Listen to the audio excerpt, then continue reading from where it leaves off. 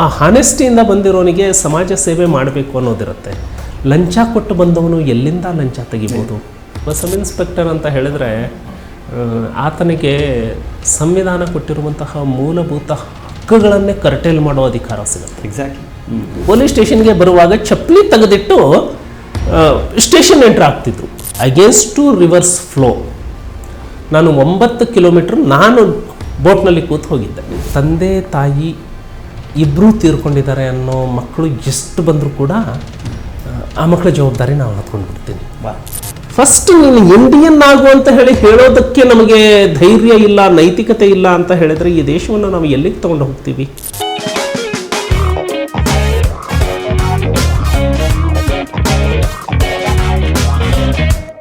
ನಮಸ್ಕಾರ. ಟಿವಿ ವಿಕ್ರಮದ ವಿಕ್ರಮ ಪಾಡ್ಕಾಸ್ಟ್ಗೆ ಸ್ವಾಗತ. ನಾನು ನಿಮ್ಮ ಕಿರಿಕೀರ್ತಿ. ಇವತ್ತಿನ ವಿ ಟಾಕ್ನ ಹೈಫೈ ಹರಟೆಯಲ್ಲಿ ನನ್ನ ಜೊತೆಗೆ ಒಬ್ಬರು ಪೊಲಿಟಿಷಿಯನ್ ಇದ್ದಾರೆ. ಆದರೆ ನಾನು ಅವ್ರನ್ನ ರಾಜಕಾರಣಿ ಅಂತ ಕರೆಯಲ್ಲ, ಯಾಕಂದರೆ ಇವತ್ತಿನ ರಾಜಕಾರಣಿಗಳ ನಡುವೆ ಅವ್ರು ತುಂಬ ವಿಭಿನ್ನವಾಗಿ ನಿಲ್ತಾರೆ.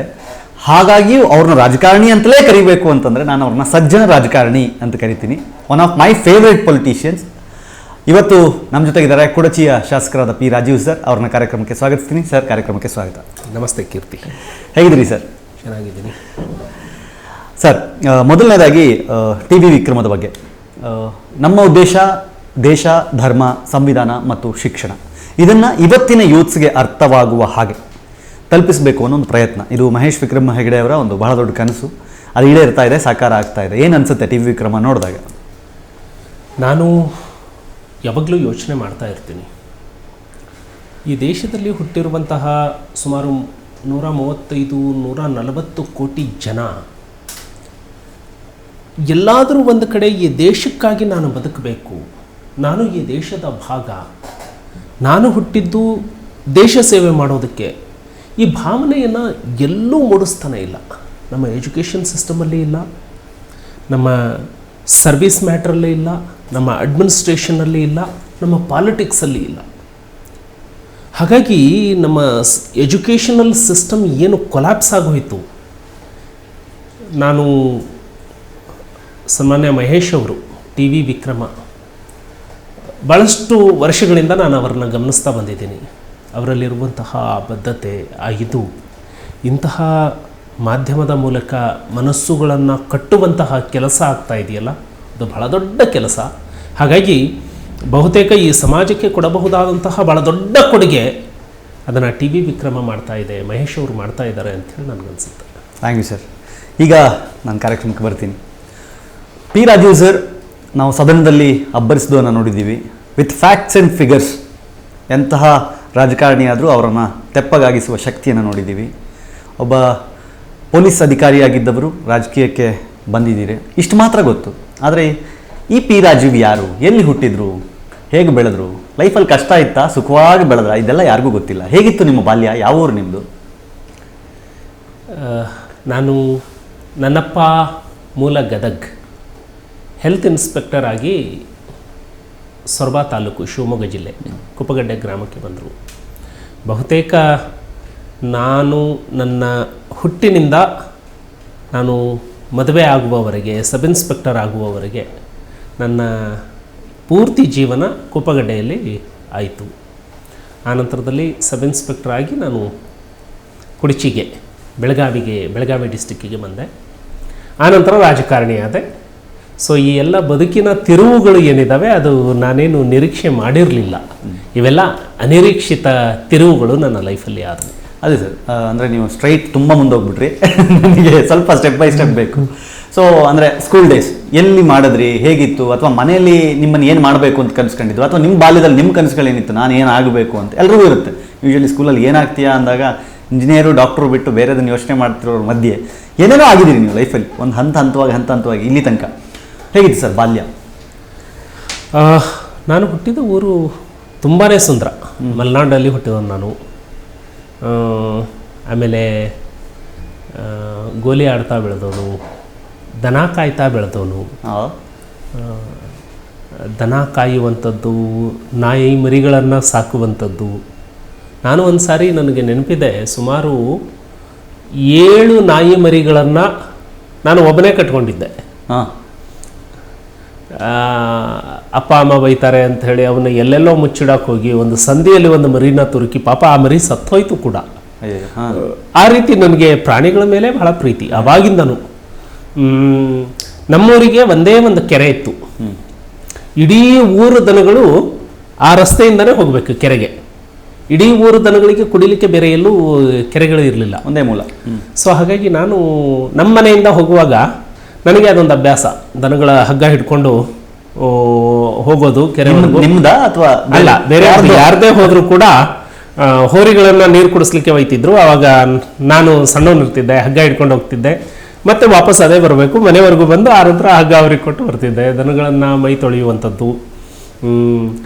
ಕಾಡಲ್ಲಿ ಎಲ್ಲ ದನ ಮೇಯಿಸ್ಲಿಕ್ಕೆ ಹೋಗ್ತಿದ್ರು. ಅವಾಗೆಲ್ಲ ರಜೆ ಇದ್ದಾಗ ಅವ್ರ ಜೊತೆಗೆ ದನ ಮೇಯಿಸ್ಲಿಕ್ಕೆ ಹೋಗುವಂಥದ್ದು. ಈ ಥರ ಬೆಳೀತಾ ಬಂದ್ವಿ. ಕಾಲಲ್ಲಿ ಚಪ್ಪಲಿ ಹಾಕೋದೇ ಗೊತ್ತಿರಲಿಲ್ಲ. ನಮ್ಮಪ್ಪ ಸ್ಕೂಲಿಗೆ ಹೋಗುವಾಗ ಎಲ್ಲಾದರೂ ಚಪ್ಪಲಿ ಕೊಡಿಸಿದ್ರು ಅಂದರೆ ಮನೆಯಿಂದ ಹೋಗುವಾಗ ಚಪ್ಪಲಿ ಹಾಕ್ಕೊಂಡು ಹೋಗ್ತಿದ್ವಿ, ಬರುವಾಗ ಶಾಲೆಯಲ್ಲೇ ಬಿಟ್ಟು ಬಂದ್ಬಿಡ್ತಿದ್ವಿ. ಹಾಕಿ ಅಭ್ಯಾಸವೇ ಇರ್ತಿರ್ಲಿಲ್ಲ, ಆ ರೀತಿ ಬರ್ತಿದ್ವಿ. ಈಗ ಬುಗುರಿ ಆಟ, ಬುಗುರಿ ಆಟ ಯಾರು ಆಡೋದೇ ಇಲ್ಲ. ನಿಜ. ಮರಕೋತಿ ಯಾರು ಆಡೋದೇ ಇಲ್ಲ. ಕುಂಟಾ ಬಿಲ್ಲೆ ಆಡೋದೇ ಇಲ್ಲ. ನಾವೆಲ್ಲ ಅಂಥ ಆಟಗಳನ್ನು ಆಡ್ತಾ ಬೆಳೆದವರು. ಅವಾಗ ಒಂದು ಬಾಲ್ ತಗೊಳ್ಳಿಕ್ಕೆ ಆಗ್ತಿರ್ಲಿಲ್ಲ.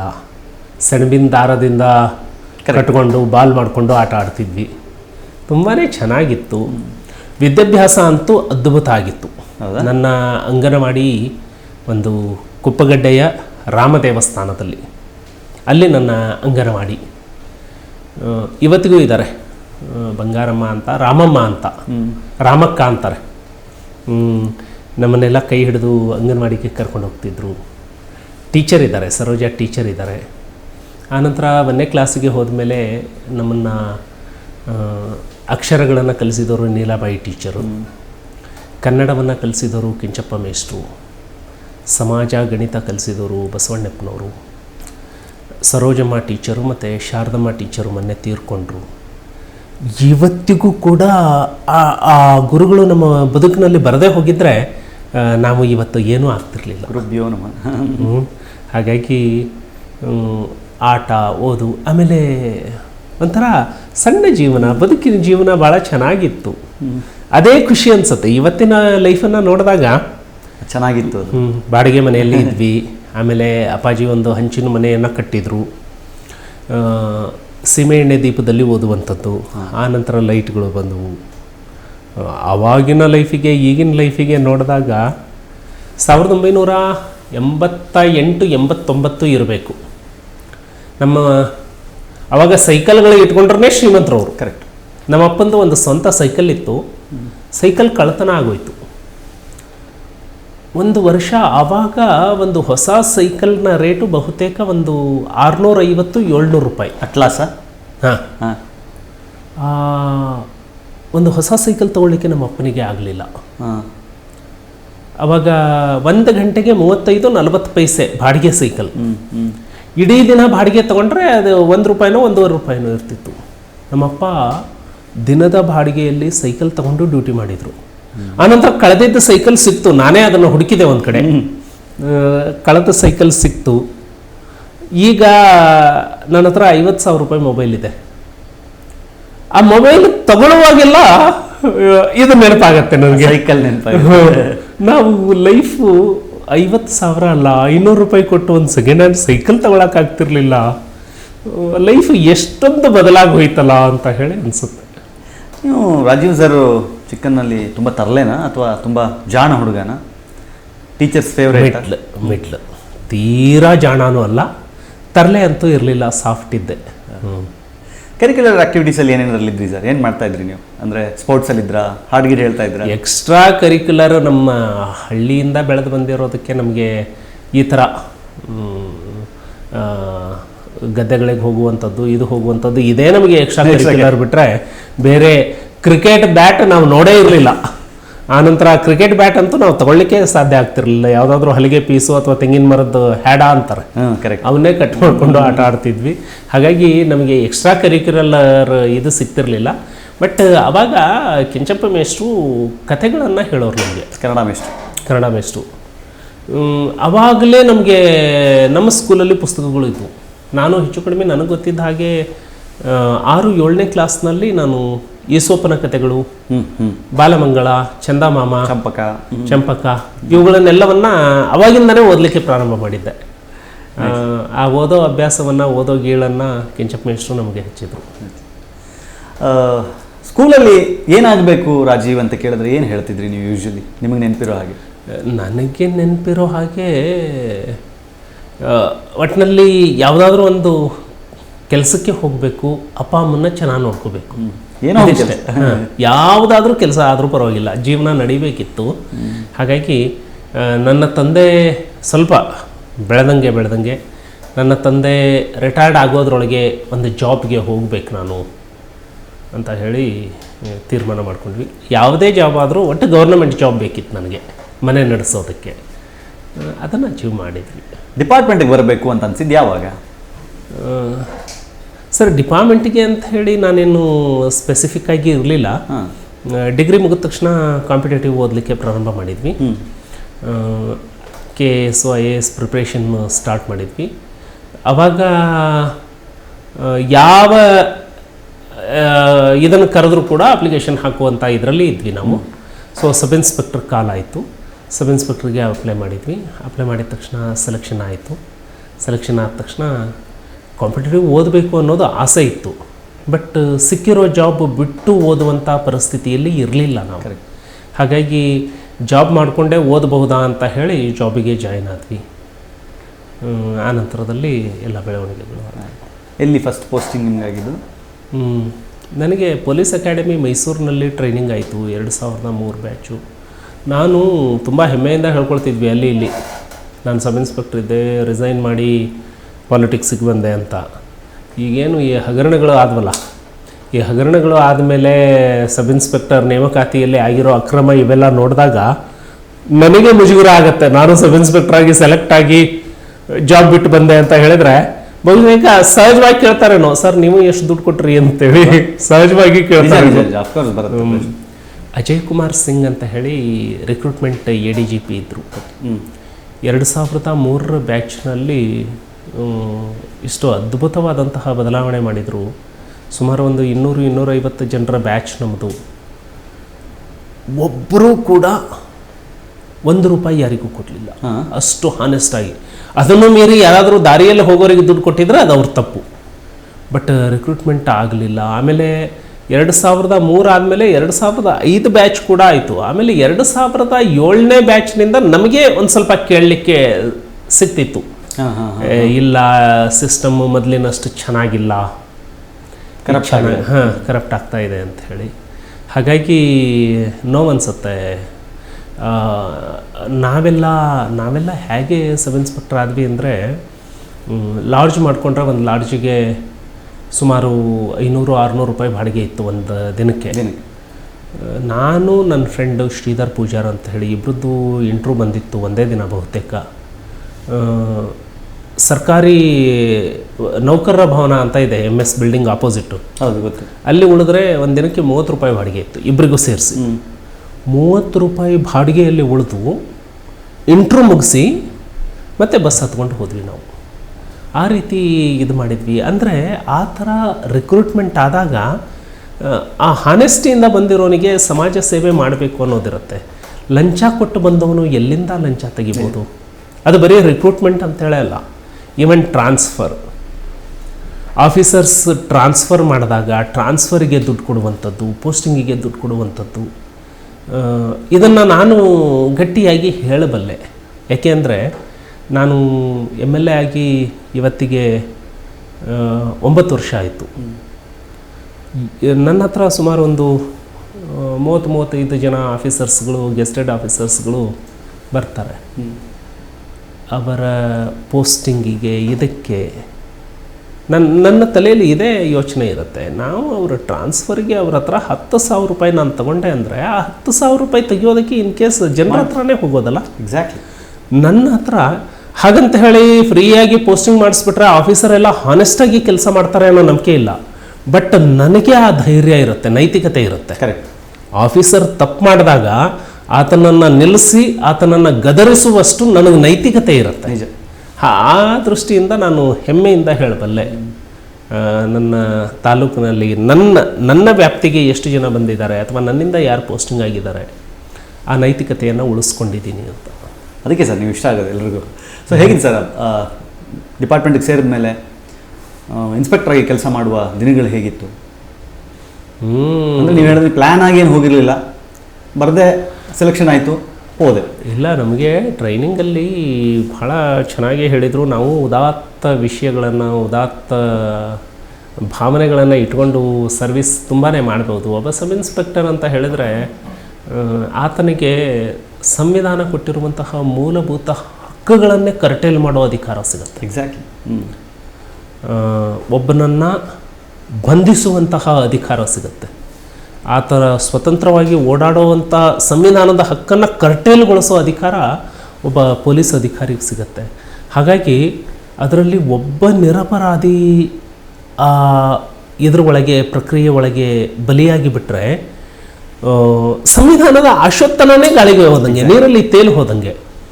ಇಷ್ಟು ಒಂಥರ ಸಂವೇದನಾಶೀಲತೆಯಿಂದ ಈ ಭಾಗದ ಜನರದ್ದು ಸೇವೆ ಮಾಡಬೇಕು ಅಂತ ಹೇಳಿ ನಮಗೊಂಥರ ಸ್ಪಿರಿಟ್. ನಾವು ಏನಾಗುತ್ತೆ, ನಮ್ಮಿಂದ ಬಡವರು ಶ್ರೀಮಂತರು ಇದೇನು ವ್ಯತ್ಯಾಸ ಇಲ್ಲದೆ, ತಪ್ಪು ಮಾಡಿದವನು ಶ್ರೀಮಂತ ಇದ್ದರೂ ಕೂಡ ಅವನಿಗೆ ಕಾನೂನಿನ ಬಗ್ಗೆ ಹೆದರಿಕೆ ಇರಬೇಕು. ಬಡವನಿಗೆ, ನಿರಪರಾಧಿಗೆ ಕಾನೂನು ನನ್ನ ರಕ್ಷಣೆಗೆ ಇದೆ ಅನ್ನೋ ಆತ್ಮವಿಶ್ವಾಸ ಇರಬೇಕು. ಈ ನಿಟ್ಟಿನಲ್ಲಿ ಕೆಲಸ ಮಾಡಬೇಕು ಅಂತ ಹೇಳಿ ನಾನು ಹೋದೆ. ಮೊದಲು ಒಂದು 6 ತಿಂಗಳು ಮಡಿವಾಳ ಟ್ರಾಫಿಕ್ಕಲ್ಲಿ ಸಬ್ ಇನ್ಸ್ಪೆಕ್ಟರ್ ಆಗಿ, ಬೆಂಗಳೂರು ಮಡಿವಾಳ ಟ್ರಾಫಿಕ್ಕಲ್ಲಿ ಟ್ರಾಫಿಕ್ ಸಬ್ ಇನ್ಸ್ಪೆಕ್ಟರ್ ಆಗಿ ಕೆಲಸ ಮಾಡಿದೆ.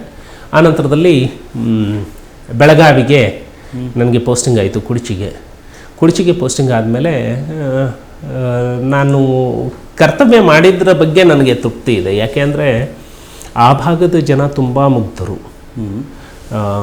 ಪೊಲೀಸ್ ಸ್ಟೇಷನ್ಗೆ ತುಂಬ ಗೌರವ ಕೊಡ್ತಿದ್ರು, ಬೇರೆ ಕಡೆ ಅಷ್ಟು ಗೌರವ ಕೊಡಲ್ಲ. ನಾನು ಗಮನಿಸಿದ್ದೇನು ಅಂತ ಹೇಳಿದ್ರೆ, ಪೊಲೀಸ್ ಸ್ಟೇಷನ್ಗೆ ಬರುವಾಗ ಚಪ್ಪಲಿ ತೆಗೆದಿಟ್ಟು ಸ್ಟೇಷನ್ ಎಂಟ್ರ್ ಆಗ್ತಿದ್ರು. ಸೊ ಇಲ್ಲಿ ಯಾಕೆ ಜನ ಈ ಥರ ಮಾಡ್ತಾರೆ? ಇದು ಅವರ ಹಕ್ಕದು, ಅವ್ರು ಕ್ಲೇಮ್ ಮಾಡಬೇಕು. ಅವರು ಭಯ ಇರಬಾರ್ದು, ಭಯ ಇರಬಾರ್ದು, ಅವ್ರ ಹಕ್ಕನ್ನು ಕ್ಲೇಮ್ ಮಾಡೋದಕ್ಕೆ ಬರಬೇಕು. ಬಟ್ ದೇವಸ್ಥಾನಕ್ಕೆ ಹೋಗೋ ಥರ ಪೊಲೀಸ್ ಸ್ಟೇಷನ್ಗೆ ಬರ್ತಾರಲ್ಲ, ಇದೆಲ್ಲ ನನಗೆ ಅನ್ನಿಸ್ಲಿಕ್ಕೆ ಶುರುವಾಯಿತು. ಸೊ ಆವಾಗ ಸರ್ವಿಸ್ ಚೆನ್ನಾಗಿ ಮಾಡಿದ್ವಿ, ಸರ್ವಿಸ್ ಮಾಡಿದ ತೃಪ್ತಿ ಇದೆ. ಆವಾಗ ಒಂದು ಫ್ಲಡ್ ಬಂತು. ಫ್ಲಡ್ ಬಂದಾಗ ಸುಮಾರು ನಾನು ದೋಣಿಯನ್ನು ತಗೊಂಡು ಹೋಗಲೇಬೇಕಾಗಿತ್ತು. ಒಂದು ಇದು ಹ್ಯಾಮ್ಲೆಟ್ ಕ್ರಿಯೇಟ್ ಆಗಿಬಿಟ್ಟಿತ್ತು. ಅಲ್ಲಿ ಸುಮಾರು ಒಂದು 100-150 ಜನ ಸಿಕ್ಕೊಂಡಿದ್ದಾರೆ, ಅವ್ರನ್ನ ತರಬೇಕು ಅಂತ ಹೇಳಿ. ಆವಾಗ ಸುಮ್ಮನೆ ಬೋಟ್ನವರಿಗೆ ನೀನು ಹೋಗಪ್ಪ ಅಲ್ಲಿ ಅಂತ ಹೇಳಿದರೆ, ಮತ್ತೆ ಇನ್ನೊಬ್ಬರು ಎಲ್ಲ ಕಡೆ ಜನರಿಗೆ ತೊಂದರೆ ಇರೋದು, ಅಲ್ಲಿ ಹೋಗೋಣ ಇಲ್ಲಿ ಹೋಗೋಣ ಅಂಥೇಳಿ ತೊಗೊಂಡೋಗ್ಬಿಡ್ತಿದ್ರು. So against to river's flow ನಾನು 9 ಕಿಲೋಮೀಟ್ರ್ ನಾನು ಬೋಟ್ನಲ್ಲಿ ಕೂತು ಹೋಗಿದ್ದೆ. ಆಮೇಲೆ ಸುಮಾರು ಕಣ್ಣಿಗೆ ಕಾಣುವಷ್ಟು 7-8 ಕಿಲೋಮೀಟ್ರು ರಸ್ತೆ ಪಕ್ಕದಲ್ಲಿ ನೀರು ಸ್ಪ್ರೆಡ್ ಆಗಿತ್ತು. ನಾವೆಲ್ಲ ಎಲೆಕ್ಟ್ರಿಕಲ್ ಪೋಲ್ ಮೇಲೆ, ರಸ್ತೆ ಬದಿ ಏನು ಎಲೆಕ್ಟ್ರಿಕಲ್ ಪೋಲ್ ನಿಂತಿರ್ತವೆ, ಆ ಪೋಲ್ ಮೇಲೆ ಬೋಟ್ ಒಯ್ದಿದ್ದೀವಿ. ಕೆಲವೊಂದು ಕಡೆ ವೈರ್ ಕೆಳಗಿರ್ತಿತ್ತು, ನಮ್ಮ ಬೋಟ್ ಮೇಲೆ ಹೋಗ್ತಿತ್ತು. ಕೆಲವೊಂದು ಕಡೆ ವೈರ್ ಎತ್ಕೊಂಡು ಬೋಟ್ ಒಯ್ದಿದ್ದೀವಿ. ಗಿಡದ ಕೆಳಗಡೆ ಬೋಟ್ ಹೋಗುವಾಗ ಹಾವುಗಳಿಗೆಲ್ಲೂ ಜಾಗ ಸಿಗ್ತಿರ್ಲಿಲ್ಲ ಅಂತ ಹೇಳಿ ಗಿಡ ಹತ್ಕೊಳ್ಳೋವು. ಇರುವೆಗಳು ಹಾವನ್ನು ಕಚ್ತಿದ್ವು, ಬಟ್ ಅವಕ್ಕೆ ಎಸ್ಕೇಪ್ ಆಗೋದಕ್ಕೆ ಎಲ್ಲೂ ಇದಿರ್ತಿರ್ಲಿಲ್ಲ. ಬೋಟ್ ಹೋಗುವಾಗ ಹಾವುಗಳು ಬೋಟಿಗೆ ಜಿಗಿದು ಬಿಡ್ತಿದ್ವು. ಈ ಎಲ್ಲ ಇನ್ಸಿಡೆಂಟನ್ನು ನೋಡಿದ್ವಿ. ಎಮ್ಮೆಗಳನ್ನು, ದನಗಳನ್ನು, ಕುರಿಗಳನ್ನು ತಗೊಂಡು ಬರ್ತಿದ್ವಿ. ಆಮೇಲೆ 2008 ಅಲ್ಲ ಇದು? ಹಾಂ, 2008 ಆಗಸ್ಟ್. ಭಾಳ ನೋವು ಅನಿಸೋತು. ಗಂಜಿ ಕೇಂದ್ರದಲ್ಲಿ ಅವನ್ನೆಲ್ಲ ತಂದಿಡ್ತಿದ್ವಿ. ಮನೆಯಲ್ಲಿ ಪಾಪ ಬೇರೆಯವರಿಗೆ ಅನ್ನ ಹಾಕಿದವರು ತಟ್ಟೆ ಹಿಡ್ಕೊಂಡು ಬರೋರು. ಗೌರವದ ಕುಟುಂಬಗಳು ಕೂಡ ತಮ್ಮ ಮಕ್ಕಳನ್ನು ನೋಡ್ಕೊಳ್ಳುವಂಥದ್ದು, ಇದು ಒಂಥರ ಸಂಕಟ ಆಗ್ತಿತ್ತು ನನಗೆ. ಎಂಥ ಪರಿಸ್ಥಿತಿ ಬರಬಾರ್ದು ಇವೆಲ್ಲ ಅಂಥೇಳಿ ಅನ್ನಿಸ್ತಿತ್ತು. ಯಾವಾಗ ಅನ್ನಿಸ್ತು ಸರ್? ಅಂದರೆ ಈ ಒಂದು ಇನ್ಸಿಡೆಂಟ್ ನಿಮ್ಗೆ ರಾಜಕೀಯಕ್ಕೆ ಬರಬೇಕು ಅಂತ ಪ್ರೇರೇಪಿಸಿ? ಇಲ್ಲ ಸರ್, ರಾಜಕೀಯಕ್ಕೆ ನಾನು ಆವಾಗ ಕುರ್ಚಿ ಪೋಸ್ಟಿಂಗ್ ಆದಾಗ ನನ್ನ ಮದುವೆ ಆಯಿತು. ಮದುವೆ ಆಗಿದ್ದು ಜಸ್ಟ್ ಮದುವೆ ಆಗಿ ಒಂದು 6-7 ತಿಂಗಳಿಗೆ ರಾಜಕೀಯ ಎಂಟ್ರ್ ಆಗುವಂಥ ಪರಿಸ್ಥಿತಿ ಬಂತು. ಸೊ ಮದುವೆನೇ ಪೋಸ್ಟ್ಪೋನ್ ಮಾಡಿಬಿಡ್ತಿದ್ದೆ. ಸುಮ್ಮನೆ ಪಾಪ ಯಾರ್ದೋ ಹೆಣ್ಮಗಳನ್ನು ಕರ್ಕೊಂಡು ಬಂದು ನಮ್ಮ ಹುಚ್ಚಾಟಕ್ಕೆ ಅವರ ಬದುಕನ್ನು ಬಲಿ ಕೊಡೋದಲ್ಲ. ನನಗೆ ಯಾವಾಗಲೂ ಅಲ್ಲಿ ಬರಲಿಲ್ಲ. ಅಲ್ಲಿ ಮೊದಲು ಒಂದು ವ್ಯವಸ್ಥೆ ಇತ್ತು. ಇವತ್ತು ನಾನು ಯಾರಿಗಾದರೂ ಬೈದರೆ ತಪ್ಪಾಗತ್ತೆ, ಯಾರ್ದಾರ ಬಗ್ಗೆ ಇದು ಮಾತಾಡಿದರೆ ಇವತ್ತೇನಪ್ಪ ಇವನು ಚಾನಲಲ್ಲಿ ಕೂತಿದ್ದಾನೆ, ಇವನು ಹೇಳಿದ್ದೇ ಸತ್ಯ, ಇದನ್ನೇ ಕೇಳಬೇಕು ಅಂತೇಳಿ ಅನ್ನಿಸ್ಕೊಳ್ತಾರೆ. ಆಮೇಲೆ ಇನ್ನೊಬ್ಬರ ತೇಜೋವಧೆ ಮಾಡುವಂಥದ್ದು ಅಲ್ಲ. ಕರೆಕ್ಟ್. ಬಟ್ ವ್ಯವಸ್ಥೆ ಯಾವ ರೀತಿ ಇತ್ತು ಅಂದರೆ, ಪೊಲೀಸ್ ಸ್ಟೇಷನ್ನಿಂದ ಅಮಾಯಕರ ಹರಾಶ್ಮೆಂಟ್ ನನ್ನಲ್ಲಿ ತುಂಬ ಆಗ್ತಿತ್ತು.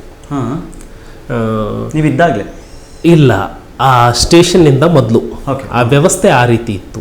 ಅಮಾಯಕರನ್ನ ಹರಾಶ್ಮೆಂಟ್ ಮಾಡುವಂಥದ್ದು, ಆಮೇಲೆ ಅವರ ರಾಜಕೀಯ ಕಾರಣಕ್ಕಾಗಿ ಅವರ ವಿರುದ್ಧವಾಗಿ ಯಾರಾದರೂ ಮಾಡಿದರೆ ಅವನ ಮೇಲೆ ಕೇಸ್ ಮಾಡಿಬಿಡೋದು, ಅವನ್ನ ಅರೆಸ್ಟ್ ಮಾಡಿಸುವಂಥದ್ದು, ಈ ಥರದ್ದು ಆಗ್ತಿತ್ತು.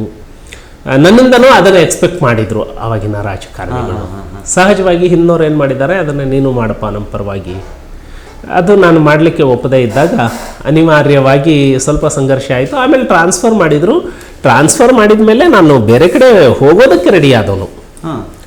ಅವಾಗ ಸ್ವಲ್ಪ ಈ ಓದ್ಕೊಂಡ್ರೆ ಹಿಂಗೆ ಆಗುತ್ತೆ, ಒಂದು ಸ್ವಲ್ಪ ಹುಚ್ಚುತನ ಬಂದ್ಬಿಡತ್ತೆ. ಅದು ಇದು ಓದಿ ನಮ್ಮ ತಲೆ ಕೆಟ್ಟೋಗಿತ್ತು. ಅವ್ರನ್ನ ಕೂರಿಸ್ಕೊಂಡೆ ಹೇಳಿದ್ವಿ, ಸಂವಿಧಾನದಲ್ಲಿ ಅಂಬೇಡ್ಕರ್ ನಿಮಗೆ ಇಂಥ ಹಕ್ಕು ಕೊಟ್ಟಿದ್ದಾರೆ, ನಿಮ್ಮ ರಕ್ಷಣೆಗೆ ಕೋರ್ಟ್ ಇದೆ, ನೀವು ಡೈರೆಕ್ಟ್ ಫಂಡಮೆಂಟಲ್ ರೈಟ್ಸ್ ವಯೋಲೇಷನ್ ಆದ್ರೆ ಹೈಕೋರ್ಟಿಗೆ ಹೋಗ್ಬೋದು, ನೀವು ದೊಡ್ಡ ದೊಡ್ಡ ಮಾತುಗಳನ್ನು ಹೇಳಿದ್ವಿ. ಅದಕ್ಕೆ ಯಾಕೆ ಈ ಥರ ಮಾಡ್ತೀರಿ, ನೀವೆಲ್ಲ ಒಗ್ಗಟ್ಟಾಗಿ ನೀವೆಲ್ಲ ಕ್ಲೇಮ್ ಮಾಡ್ಕೊಳ್ಳಿ ನಿಮ್ಮ ರೈಟು ಅಂತ. ಸಾರ್ ನೀವು ಹೇಳ್ತೀರಿ ಹೋಗ್ತೀರಿ, ನಾವೇನಾದರೂ ಇದು ಮಾಡಿದ್ವಿ ಅಂದರೆ ಮರುದಿನ ನಮ್ಮ ಮನೆ ಮೇಲೆ ಗಳೆ ಹೊಡೆಯೋದು ಅಂತಾರೆ. ಗಳೆ ಹೊಡೆಯೋದು ಅಂದರೆ ನೇಗ್ಲು ಹೊಡೆಯೋದು ಅಂತ. ಅಂದರೆ ಮನೆಯೇ ಡೆಮಾಲೇಷನ್ ಮಾಡಿ ಅದನ್ನೇ ಅಗ್ರಿಕಲ್ಚರ್ ಲ್ಯಾಂಡ್ ಆಗಿ ಕನ್ವರ್ಟ್ ಮಾಡುವಂಥ ಲೀಡ್ರುಗಳು, ಫ್ಯೂಡಲ್ ನೇಚರ್ ಇರುವಂಥವ್ರು ಇದ್ದಾರೆ. ನೀವು ಹೇಳ್ತೀರಿ ಹೋಗ್ತೀರಿ, ಇಲ್ಲೆಲ್ಲ ಮಾಡೋಕ್ಕಾಗಲ್ಲ ಸರ್ ಅಂದರು. ಹಾಗಿದ್ರೆ ಎಲ್ಲ ಯೋಚನೆ ಮಾಡಿದ ಮೇಲೆ ಆಯ್ತು, ಹಾಗಿದ್ರೆ ಅದನ್ನು ಒಂದು ನೋಡೇ ಬಿಡೋಣ ಅಂತ ಹೇಳಿ ರಿಸೈನ್ ಮಾಡೋ ಡಿಸಿಷನ್ನಿಗೆ ಬಂದ್ವಿ ನಾವು. ಓಕೆ, ರಿಸೈನ್ ಮಾಡಿ ಕುಡ್ಚಿ ನಿಮ್ಮ ಲೈಫ್ನಲ್ಲಿ ಸಾಕಷ್ಟು ಬದಲಾವಣೆಗಳನ್ನು ತಂದಿದೆ. ನನ್ನ ಪ್ರಕಾರ ನಾನಂತೂ ಕೇಳಿರಲಿಲ್ಲ ಅದಕ್ಕೆ ಮುಂಚೆ ಕುಡ್ಚಿ ಹೆಸರನ್ನು. ಅಂದರೆ ಗೊತ್ತಿತ್ತು ಕುಡ್ಚಿ ಅಂತ ಒಂದು ಏನೋ ಇದೆ ಅಂತ, ಬಟ್ ಅದೊಂದು ವಿಧಾನಸಭಾ ಕ್ಷೇತ್ರ ಅನ್ನೋದಾಗಲಿ ಏನು ಗೊತ್ತಿಲ್ಲ. ಕುಡ್ಚಿಗೆ ನಿಮ್ಮಿಂದ ಕುಡ್ಚಿಗೆ ಸಾಕಷ್ಟಾಗಿದೆ. ಕುಡ್ಚಿ ಹೆಂಗೆ ಬದಲಾವಣೆಗಳನ್ನು ತಂತು ನಿಮ್ಮ ಲೈಫ್ನಲ್ಲಿ? ಸರ್, ಮೊದಲು ಜನರಿಗೆ ನಾವೇನು ಜಾದವನ್ನು ಮಾಡೋದಕ್ಕಾಗೋದಿಲ್ಲ. ಆದರೆ ಜನ ಏನು ಬಯಸ್ತಾರೆ ಅಂತ ಹೇಳಿದರೆ, ಅವನ ದುಡಿಮೆಯ ಪರಿಶ್ರಮ, ಅವನ ದುಡಿಮೆ ಏನಿದೆ, ಅವನ ಬೆವರಿನ ಗಳಿಕೆ ಏನಿದೆ, ಅದನ್ನು ಇನ್ನೊಬ್ಬನು ಎಕ್ಸ್ಪ್ಲಾಯ್ಟ್ ಮಾಡಬಾರ್ದು.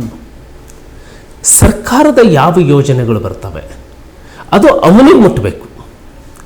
ಅವನ ಹೆಸರಿನಲ್ಲಿ ಇನ್ನೊಬ್ಬ ಎಕ್ಸ್ಪ್ಲಾಯ್ಟ್ ಮಾಡ್ಕೊಳ್ಬಾರ್ದು. ಮೂರನೇದು, ಅವನಿಗೆ ಬೇಕಾದಂತಹ ಸರ್ಕಾರಿ ಕಾರ್ಯಾಲಯಗಳಲ್ಲಿ ಅವನಿಗೆ ಹರಾಶ್ಮೆಂಟ್ ಆಗಬಾರ್ದು.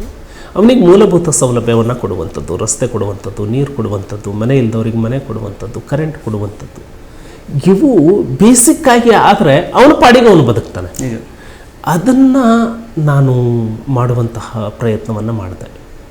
ನಾನು ಶಾಸಕ ಆದಾಗ ಸಿಸ್ಟಮ್ ಒಂದೇ ಸಾರಿ ಬದಲಾವಣೆ ತರೋದು ಬಹಳ ಕಷ್ಟ. ನಿಜ. ಅಧಿಕಾರಿಗಳು, ಆಮೇಲೆ ರಾಜಕಾರಣಿಗಳು ಇರಲಿ ಅಥವಾ ಗುಂಡಾಗಳು ಇರಲಿ, ಇನ್ನೊಬ್ಬರು ಇರಲಿ, ಅವರೆಲ್ಲರೂ ಜನಸಾಮಾನ್ಯರಿಗೆ ಹರಾಸ್ಮೆಂಟ್ ಮಾಡ್ತಾರೆ ಅಂದರೆ ಈ ವ್ಯವಸ್ಥೆಯನ್ನು ದುರುಪಯೋಗ ಮಾಡ್ಕೊಂಡಿದ್ದಾರಂತ ಅಷ್ಟೇ. ಪೊಲೀಸ್ ಸ್ಟೇಷನನ್ನು, ತಾಲೂಕು ಆಫೀಸನ್ನು, ಸರ್ವೆ ಆಫೀಸನ್ನು ದುರುಪಯೋಗ ಮಾಡ್ಕೊಂಡಿದ್ದಾರೆ ಅಂತ. ಬಡವರಿಗೆ ಬರೋ ಇದನ್ನು ಎಕ್ಸ್ಪ್ಲಾಯ್ಟ್ ಮಾಡಿ ಅದನ್ನು ಶ್ರೀಮಂತ ತಗೊಂಡು ಬಡವನಿಗೆ ಅನ್ಯಾಯ ಮಾಡ್ತಾನೆ. ಇವನ್ನೆಲ್ಲವನ್ನು ತಡೆಯುವಂತಹ ಪ್ರಯತ್ನವನ್ನು ನಾನು ಮಾಡಿದೆ. ಅದು ಅಷ್ಟು ಸುಲಭ ಏನಾಗಿರಲಿಲ್ಲ. ಒಂದು ಕಡೆ ಅಧಿಕಾರಿಗಳು ಭಾಳಷ್ಟು ವರ್ಷದಿಂದ ಅದಕ್ಕೆ ಅಡ್ಜಸ್ಟ್ ಆಗಿದ್ದರು. ನನ್ನ ವಿಚಾರಗಳು ಅವರಿಗೆ ಒಗ್ತಿರಲಿಲ್ಲ. ಭಾಳಷ್ಟು ಜನ, ಹೆಚ್ಚು ಕಡಿಮೆ ಒಂದು 2 ಜನ ಸಬ್ ಇನ್ಸ್ಪೆಕ್ಟರ್ನ ನಾನು ಸಸ್ಪೆಂಡ್ ಮಾಡಿಸ್ಬೇಕಾಯಿತು. ಆದಮೇಲೆ ಒಬ್ಬ ಅವಾಗ ಈ ರೂಲಿಂಗ್ ಗೌರ್ನಮೆಂಟ್ ಇಲ್ಲ ಅಂದರೆ ಆ ಅಧಿಕಾರಿಗಳು, ರೂಲಿಂಗ್ MLA ಇಲ್ಲ ಅಂದ್ರೆ ಅವರು ಬಿಹೇವ್ ಮಾಡೋದೇ ಬೇರೆ ರೀತಿ ಇರುತ್ತೆ. ನೀವು ಅವಾಗ ಬೇರೆ ಪಾರ್ಟಿಯಿಂದ? ನಾನು ಇಂಡಿಪೆಂಡೆಂಟ್ ಆಗಿ BSR ಪಾರ್ಟಿಯಿಂದ ಬಂದಿದ್ದೆ. ಅವಾಗ ಕಾಂಗ್ರೆಸ್ ಅಧಿಕಾರದಲ್ಲಿ ಇತ್ತು. ಸಹಜವಾಗಿ ಆಫೀಸರ್ಸ್ ಪೋಸ್ಟಿಂಗ್ ಎಲ್ಲ ಅವರ ಪಾರ್ಟಿಯವರು ಹೇಳಿದವರಿಗೆ ಆಗ್ತಿರುತ್ತೆ. ತಹಸೀಲ್ದಾರ್ ಅವನ್ನೆಲ್ಲ ಬದಲಾವಣೆಗೆ ಹೋಗಲಿಲ್ಲ. ಬಟ್ ದಾಖಲೆ ಇಲ್ಲದೆ ನಾವು ಕೂಡ ಏನೂ ಮಾಡಲಿಕ್ಕಾಗಲ್ಲ. ಒಂದು ದಾಖಲೆಯಲ್ಲಿ ಸಿಕ್ಕ ಅವನು 10,000 ಲೀಟ್ರ್ ಟ್ಯಾಂಕರ್ನ ಮೂಲಕ ಜನರಿಗೆ ಕುಡಿಯೋದಕ್ಕೆ ನೀರು ಹಾಕಿದ್ದೀನಿ, ಕಟಗಬಾಮಿ ಅನ್ನೋ ಹಳ್ಳಿಗೆ 10,000 ಟ್ಯಾಂಕರ್ ನೀರು ಹಾಕಿದ್ದೀನಿ ಅಂತ ಹೇಳಿ ಬಿಲ್ ತೆಗೆದಿದ್ರು. 10,000 ಟ್ಯಾಂಕರ್, 10,000 ಲೀಟರ್ ಕೆಪಾಸಿಟಿಯ ಟ್ಯಾಂಕರ್. ಅದು ಸುಮಾರು 3 ತಿಂಗಳು ಬೇಸಿಗೆಯಲ್ಲಿ ನೀರು ಹಾಕಿದ್ದೀವಿ ಅಂತ. ಆ ರೀತಿ ಎಲ್ಲ ಹಳ್ಳಿಗಳದ್ದು. ಬಟ್ ಡಾಕ್ಯುಮೆಂಟ್ ನಾನು ಒಂದ್ಸರಿ ವೆರಿಫೈ ಮಾಡುವಾಗ ಅದು ಟ್ಯಾಂಕರ್ RC ಬುಕ್ ಇರಲೇ ಇಲ್ಲ, ಅದು ಟ್ರ್ಯಾಕ್ಟರ್ದ RC ಬುಕ್ ಇತ್ತು. ಟ್ರ್ಯಾಕ್ಟರ್ ಅಲ್ಲ, ಟ್ರ್ಯಾಕ್ಸದ್ದು RC ಬುಕ್ ಇತ್ತು. ಸೊ ಅವನ ಮೇಲೆ ಸದನದಲ್ಲಿ ಚರ್ಚೆ ಮಾಡಿ ಇದೆಲ್ಲ ಮಾಡಿದರೂ ಕೂಡ ಅವನ ಮೇಲೆ ಆ್ಯಕ್ಷನ್ ತಗೊಳ್ಳಿಲ್ಲ. ಒಂದ್ಸರಿ ಅವಾಗ ರೆವೆನ್ಯೂ ಮಿನಿಸ್ಟ್ರು ಶ್ರೀನಿವಾಸ್ ಪ್ರಸಾದ್ ಅವರಿದ್ದರು. ಅವರ ಟೇಬಲ್ ಮೇಲೆ ಡಾಕ್ಯುಮೆಂಟನ್ನು ಇಟ್ಟು, ನೀವು ಇಂಥ ಅಧಿಕಾರಿಗಳನ್ನು ಪ್ರೊಟೆಕ್ಟ್ ಮಾಡಿದರೆ ನಾನು ಸದನದಲ್ಲಿ ಬಾವಿಗಿಳಿತೇನೆ, ಈ ಸರ್ಕಾರ ಭ್ರಷ್ಟರ ಪರವಾಗಿ ನಿಂತಿದೆ ಅಂತ ಹೇಳಿ ಬಾವಿಗಿಳಿತೀನಿ ಅಂತ ಹೇಳಿದಾಗ, ರಾಜು ಇಷ್ಟೆಲ್ಲ ಮಾಡಿದಾನಂದರೆ ಇವನ್ನ ಬಿಡಬಾರ್ದು ಅಂತ ಹೇಳಿ ಅವನ್ನ ಸಸ್ಪೆಂಡ್ ಮಾಡಿದರು. 2 ಜನ ಸಬ್ ಇನ್ಸ್ಪೆಕ್ಟರ್ಗಳು. ನಾನು ಅವರಿಂದ ಎಕ್ಸ್ಪೆಕ್ಟ್ ಮಾಡ್ತಾ ಇದ್ದಿದ್ದು, ನಾನು ಏನು ಡ್ಯೂಟಿ ಮಾಡಿದ್ದೀನಿ ಅದನ್ನು ಮಾಡಿ, ಅಮಾಯಕರನ್ನು ಯಾಕೆ ಇದು ಮಾಡ್ತೀರಿ? ಒಂದು ಯಾರ್ದಾದ್ರೂ ಅಮಾಯಕ ವ್ಯಕ್ತಿದು ಕೊಲೆ ಆಯಿತು ಅಂದರೆ ಗೌರವಾನ್ವಿತರನ್ನೆಲ್ಲ ಕರ್ಕೊಂಡು ಬಂದು ಕೂರಿಸೋದು. ಸುಮ್ಮನೆ ಟಾರ್ಚರ್. ಸುಮ್ಮನೆ ಅಲ್ಲ, ಅವನ ಮರ್ಡರ್ ಕೇಸಲ್ಲಿ ನೀನು ಇನ್ವಾಲ್ವ್ ಆಗಿದೆಯಾ ಅಂತ ಒಬ್ಬ ಗೌರವಾನ್ವಿತ ಸುಮ್ಮನೆ ಅರೆಸ್ಟ್ ಮಾಡಿ 1 ದಿನ ಅವನ್ನ ಜೈಲಿಗೆ ಕಳಿಸಿದ್ರು ಕೂಡ ಅವನ ಗೌರವ ಹೋಗುತ್ತೆ ಅಂತೇಳಿ ಸುಮ್ಮನೆ 2 ಲಕ್ಷ 5 ಲಕ್ಷ ಕೊಟ್ಟು ಅವನು ಹೋಗ್ತಿರ್ಬೇಕು. ಸೊ ಇವೆಲ್ಲ ನನಗೆ ಗೊತ್ತಾದಾಗ ಇವುಗಳನ್ನೆಲ್ಲ ಗೊತ್ತಾಗತ್ತೆ, ಅದು ಮೇಲ್ನವರಿಗೂ ಗೊತ್ತಿರುತ್ತೆ. ಬಟ್ ಅವ್ರ ಸಪೋರ್ಟಿಗೆ ಅವ್ರು ನಿಲ್ತಾರೆ. ಅದಕ್ಕೆ ಡಾಕ್ಯುಮೆಂಟ್ ಕ್ರಿಯೇಟ್ ಮಾಡಿ, ಎವಿಡೆನ್ಸ್ ಕ್ರಿಯೇಟ್ ಮಾಡಿ ಅವ್ರನ್ನ ಕ್ರಮ ತಗೊಳ್ಬೇಕಾಯ್ತು, ಅವ್ರನ್ನ ಸಸ್ಪೆಂಡ್ ಮಾಡಿಸ್ಬೇಕಾಯ್ತು. ಈ ರೀತಿ ಮಾಡಿದ ಮೇಲೆ ಅಧಿಕಾರಿಗಳು ಹೆದರಿದ್ರು. ಇಲ್ಲಪ್ಪ, ನಾವು ಇಲ್ಲಿಗಲ್ಲಾಗಿ ಮಾಡೋಕ್ಕೆ ಹೋದರೆ ಈ MLA ಕೈಯಲ್ಲಿ ನಾವು ನೌಕರಿ ಮಾಡೋಕ್ಕಾಗಲ್ಲ, ಲೀಗಲ್ಲಾಗಿ ಇರಬೇಕು ಅಂತ. ಆಮೇಲೆ ಬದಲಾವಣೆ ಆಗ್ತಾ ಬಂತು. ಒಂದು ಸಿಂಪಲ್ ಟ್ರಾನ್ಸ್ಫಾರ್ಮರ್ ಸುಟ್ಟರೆ ಕರ್ನಾಟಕ ಎಲೆಕ್ಟ್ರಿಸಿಟಿ ಆ್ಯಕ್ಟ್ ಹೇಳುತ್ತೆ 72 ಅವರ್ಸಲ್ಲಿ ಕೊಡಬೇಕು ಅಂತ. ಅಲ್ಲಿ 72 ಡೇಸ್ ಆದರೂ ಕೂಡ ಕೊಡ್ತಿರ್ಲಿಲ್ಲ. ಒಂದೊಂದು ಟ್ರಾನ್ಸ್ಫಾರ್ಮರ್ ಸುಟ್ಟಿದ್ದು ರಿಪ್ಲೇಸ್ ಮಾಡಲಿಕ್ಕೆ 50,000 ದುಡ್ಡು ಕೊಟ್ಟಿದ್ದಾರೆ. ದಿನಕ್ಕೆ 8-10 ಟ್ರಾನ್ಸ್ಫಾರ್ಮರ್ಗಳು ಸುಡ್ತಿರ್ತವೆ. ಅವರಿಗೆ ಕೊಡೋದೇ ಇಲ್ಲ ಸಪ್ಲೈ ಇಲ್ಲ ಅಂತ ಹೇಳಿ ಇವರು ಆರ್ಟಿಫಿಷಿಯಲ್ ಸ್ಕೇರ್ಸಿಟಿ ಕ್ರಿಯೇಟ್ ಮಾಡೋದು. ಕಬ್ಬು ಒಣಗ್ಲಿಕ್ಕೆ ಪ್ರಾರಂಭ ಆಗುತ್ತೆ. ಸೊ ಒಂದು 5 ಎಕರೆ ಕಬ್ಬು ಬಂತು ಅಂತ ಹೇಳಿದರೆ ಒಂದು 2 ಲಕ್ಷ ಬರುತ್ತೆ. ಹೋಗಲಿ, ಇವನಿಗೆ ಒಂದು 50,000 ಕೊಟ್ಟರೆ ಏನಾಗುತ್ತೆ ಅನ್ನೋ ಲೆಕ್ಕಕ್ಕೆ ಅನಿವಾರ್ಯತೆಗೆ ರೈತರು ಬಂದಿದ್ದು. ಇವನ್ನೆಲ್ಲವನ್ನ ಶುದ್ಧೀಕರಣ ಮಾಡುವಂಥದ್ದು. ಆಮೇಲೆ ಗ್ರಾಮ ಸಭೆಯಲ್ಲಿ ಮನೆಗಳನ್ನು ಹಂಚುವಾಗ ನಾನೇ ಬೇರೆಯವರಿಂದ ಇದು ಮಾಡಿದರೆ ಮತ್ತೆ ಶ್ರೀಮಂತರಿಗೆ ಮನೆಗಳು ಹೋಗ್ಬಿಡ್ತವೆ, ಇವರು ಹುಲ್ಲುಗುಡಿಸ್ಲಲ್ಲಿರೋರು ಹುಲ್ಲುಗುಡಿಸ್ಲಲ್ಲೇ ಇರ್ತಾರೆ ಅಂತ ಹೇಳಿ ಖುದ್ದು ನಾನು ಮನೆ ಗುಡಿಸಲು ಸರ್ವೆ ಮಾಡಿ ಗ್ರಾಮ ಸಭೆ ಮಾಡುವಾಗ ಒಬ್ಬ ಶ್ರೀಮಂತ ಎದ್ದು ಕೇಳೇಬಿಟ್ಟ ಗ್ರಾಮ ಸಭೆಯಲ್ಲಿ, ಸರ್ ನೀವು ಬರೀ ಬಡವರಿಗೆ ಕೊಡ್ತಿರಲ್ಲ, ಅವರಷ್ಟೇ ಓಟ್ ಹಾಕಿದ್ರೆ ಸಾಕ ನಿಮಗೆ, ನಮ್ಮ ಓಟ್ ಬೇಡವಾ ನಿಮಗೆ? ಅಂದರೆ ಮನಸ್ಥಿತಿ ಯಾವ ರೀತಿ ಇತ್ತು ಅಂತ. ನಿಜ. ಓಪನ್ ಆಗಿ ಇದನ್ನು ಹೇಳಿದರೆ ನನ್ನ ಗೌರವ ಏನಾಗುತ್ತೆ ಅಂತ ಆ ಊರಿನ ಗೌಡನಿಗೆ ಗೊತ್ತೇ ಇರಲಿಲ್ಲ. ಇದು ನಮ್ಮ ಹಕ್ಕು ಅಂತ ಹೇಳಿ ತಿಳ್ಕೊಂಡ್ಬಿಟ್ಟಿದ್ರು ಅವರು. ಸೊ ಇದೆಲ್ಲ ಬದಲಾವಣೆ ಮಾಡಿದ್ದೀನಿ ಅನ್ನುವಂತಹ. ಇವತ್ತು ನನ್ನ ಕಾರು ಹೋಗ್ತಾ ಇದ್ದರೆ 75-80 ವರ್ಷದ ಅಜ್ಜಿ, ಇದು ರಾಜೀವ್ನ ಕಾರು, MLA ಕಾರು ಅಂತ ಹೇಳಿ ಗೊತ್ತಾಯಿತು ಅಂದರೆ ಅಡ್ಡ ಕೈ ಹಾಕಿ ನಿಲ್ಲಿಸ್ತಾಳೆ. ಅವಮ್ಮ ಕೈ ಹಾಕೋದು ದೊಡ್ಡದಲ್ಲ. ನಾನು ಯೋಚನೆ ಮಾಡ್ತೀನಿ, ಅವಮ್ಮ ನನ್ನ ವೆಹಿಕಲ್ಗೆ ಅಡ್ಡ ಕೈ ಹಾಕಬೇಕಂದ್ರೆ ಅವಳ ಮೈಂಡಿಗೆ ಎಷ್ಟು ಕೆಲಸ ಮಾಡಿರುತ್ತೆ. ನಿಜ ನಿಜ ನಿಜ. ನಾನೊಬ್ಬ ಕೂಲಿ ಮಾಡೋಳು, ಅವನು ಬರ್ತಾ ಇರೋನು MLA, ನಾನು ಕೈ ಹಾಕಿದರೆ ನನ್ನ ನೆಗ್ಲೆಕ್ಟ್ ಮಾಡಲ್ಲ, ಅವನು ನಿಲ್ಲಿಸ್ತಾನೆ, ನನಗೆ ಮಾತಾಡಿಸ್ತಾನೆ. ಆ ಕಾನ್ಫಿಡೆನ್ಸ್ ಬಂದಾಗ ಮಾತ್ರ ಅವಳು ಅಷ್ಟು ಕೆಲಸ ಮಾಡಲಿಕ್ಕೆ ಸಾಧ್ಯ. ಇದು ಒಂದು ಬದಲಾವಣೆ ಅಂತ ಹೇಳಿ ನನಗನ್ಸುತ್ತೆ. ನಿಮ್ಮ ಊರಿನ ಜನರ ಜೊತೆಗೆ ನೀವು ಫೋನಲ್ಲಿ ಡೈರೆಕ್ಟಾಗಿ ಅಂದರೆ ಎಲ್ಲರ ಜೊತೆಗೂ ಕನೆಕ್ಟ್ ಇರ್ತೀರಿ. ಅಂದರೆ ನಾನು ಈಗಲೂ ನೋಡಿದ್ದೀನಿ, ಯಾರ್ದೋ ಫೋನ್ ಬಂದ ತಕ್ಷಣ ಆಮೇಲೆ ಕ್ಷಣ ಹೇಳೋ ಅಂತ ಶುರು ಮಾಡಿದ್ದೀರಿ. ಸೊ ಹೌ ಆಫನ್ಲಿ ಅವ್ರ ಜೊತೆಗೆ ಕನೆಕ್ಟೆಡಲ್ಲಿ ಇರ್ತೀರಿ? ಸರ್, ಒಂದೊಂದು ಸಾರಿ ಭಾಳಷ್ಟು ಒತ್ತಡಗಳು ಆಗ್ತವೆ. ಅದರ ಮಧ್ಯೆನೂ ಎಷ್ಟು ಸಾಧ್ಯ ಆಗಷ್ಟೇ ಅಷ್ಟು ಕನೆಕ್ಟ್ ಇರಲೇಬೇಕಾಗುತ್ತೆ. ಯಾಕಂದರೆ ನಾವು MLA ಆಗೋದಕ್ಕಿಂತ ಮುಂಚೆ ಭಾಷಣ ಮಾಡುವಂಥದ್ದು ಬೇರೆ. MLA ಆದಮೇಲೆ ಕೆಲಸಗಳನ್ನು ಮಾಡಬೇಕು. ಕೆಲಸ ಮಾಡಬೇಕು ಅಂತ ಹೇಳಿದರೆ ನಿಯಮಗಳಲ್ಲಿ ಮಾಡಬೇಕು.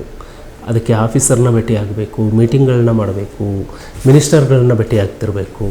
ಅದರ ಮಧ್ಯೆನೂ ಜನರಿಗೆ ಅದು ಗೊತ್ತಿರೋದಿಲ್ಲ, ಅದೆಲ್ಲ ಮಾಡ್ತಿದ್ದಾರೆ. ಅವನು ಕೂತಲ್ಲೇ ನನಗೊಂದು ಫೋನ್ ಮಾಡ್ತಾರೆ, MLAಗೆ ಮಾತಾಡೋಣ ಅಂತ ಹೇಳಿ. ಆವಾಗ ಸಹಜವಾಗಿ ನಾನು ರಿಸೀವ್ ಮಾಡಲಿಲ್ಲ ಅಂದ್ರೆ ಅವ್ರಿಗೆ ನೋವಾಗುತ್ತೆ. ಸೊ ಕ್ಷೇತ್ರದಲ್ಲಿ ಇದ್ದಾಗ ಬಹುತೇಕ ಎಲ್ಲ ಮನೆಗಳಿಗೂ ಭೇಟಿ ಕೊಟ್ಟು ಅವರ ದುಃಖದಲ್ಲಿ ಸಾಂತ್ವನ ಹೇಳುವಂಥದ್ದು, ಅವರ ಸಂತೋಷದ ಕಾರ್ಯಕ್ರಮಗಳಲ್ಲಿ ಹರ್ಷವನ್ನು ವ್ಯಕ್ತಪಡಿಸುವಂಥದ್ದು, ಭಾಗಿಯಾಗುವಂಥದ್ದು, ಅದರ ಜೊತೆಗೆ ಆಡಳಿತವನ್ನು ಸುಧಾರಣೆ ಮಾಡುವಂಥದ್ದು, ಅದರ ಜೊತೆಗೆ ಯೋಜನೆಗಳನ್ನು ಕ್ಷೇತ್ರಕ್ಕೆ ಪಡೆದುಕೊಳ್ಳುವಂಥದ್ದು, ಇವೆಲ್ಲವನ್ನು ಮಾಡ್ತಾ ಹೋಗಬೇಕು.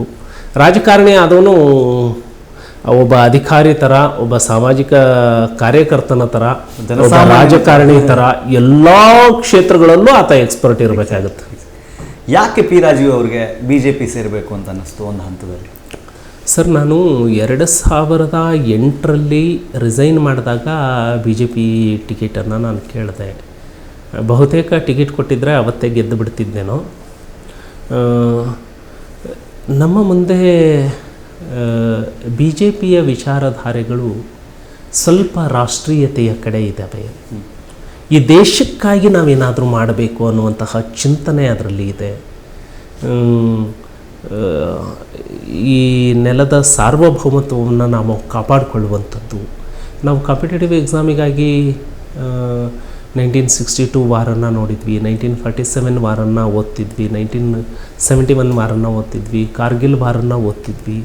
ಸೊ ಏನಪ್ಪ, ಸರ್ಕಾರ ಗಟ್ಟಿಯಾಗಿ ಇಲ್ಲದೆ ಹೋದರೆ, ಸರ್ಕಾರವನ್ನು ನಡೆಸುವಂತಹ ನಾಯಕರಿಗೆ ನನಗಿಂತಲೂ ನನ್ನ ಸ್ವಾರ್ಥಕ್ಕಿಂತಲೂ ಈ ದೇಶ ಮುಖ್ಯ ಅನ್ನುವಂತಹ ಭಾವನೆ ಇಲ್ಲದೆ ಹೋದರೆ ಈ ದೇಶ ಏನಾಗಬಹುದು ಅಂತ ಹೇಳಿ ಆವಾಗೇ ಯೋಚನೆ ಮಾಡ್ತಿದ್ವಿ. ಹಾಗಾಗಿ ಭಾರತೀಯ ಜನತಾ ಪಕ್ಷದಲ್ಲಿ ಅಂಥ ಒಂದು ವಿಚಾರಧಾರೆಗಳು ಇದ್ದಾವೆ ಅಂತ ಹೇಳಿ ಡೇ ಒನ್ನಿಂದ ನಾನು ಪ್ರಯತ್ನ ಮಾಡ್ತಾ ಬಂದೆ. ಲೋಕಲ್ ಕಾರಣಕ್ಕಾಗಿ ನಾನು BJP ಸದಸ್ಯತ್ವ ತಗೊಳ್ಳೋದಕ್ಕೆ ನನಗೆ 10 ವರ್ಷ ಬೇಕಾಯಿತು. ನಾನು ಒಂದು ಸಾರಿ 2008 ಚುನಾವಣೆಯಲ್ಲಿ ಟಿಕೆಟು ಕೇಳಿದರೂ ಕೊಡಲಿಲ್ಲ. 2008 ಚುನಾವಣೆಯಲ್ಲಿ ನಾನು ಬರೀ 6,000ದಲ್ಲಿ ಸೋತೆ ನಾನು. ಆದರೂ ಕೂಡ ಎರಡನೇ ಇದಕ್ಕೆ ಅವರು ನಾನು ಸೇರ್ತೀವಿ ಅಂದಾಗ ಅಲ್ಲಿ ಕೆಲವೊಬ್ಬರು ತಡೆ ಹಿಡಿದ್ರು. ಹಾಗಾಗಿ ಮತ್ತೆ ಪ್ರಯತ್ನ ಮಾಡಬೇಕಾಯಿತು. ನಂತರ ಅನಿವಾರ್ಯವಾಗಿ ನಾನು ಇಂಡಿಪೆಂಡೆಂಟ್ BSR ಇಂದ ನಿಂತು ಚುನಾವಣೆ ಗೆದ್ದೆ. 75,000 ವೋಟ್ಸ್ ಬಂತಲ್ಲ? 71,000.